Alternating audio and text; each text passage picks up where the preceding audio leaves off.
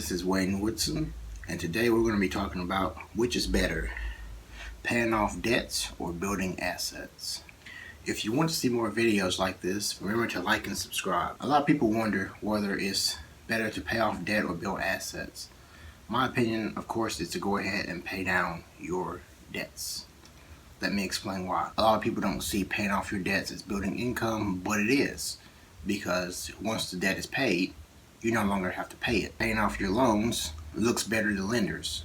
The lower your loan to value ratio is, the more likely it is to get better rates and to get a better loan. I know it's not the cool thing to do, but again, once the debt is paid, you no longer have to pay it, and it just looks better, and it's better to build assets with. If you want to see more videos like this, remember to like and subscribe.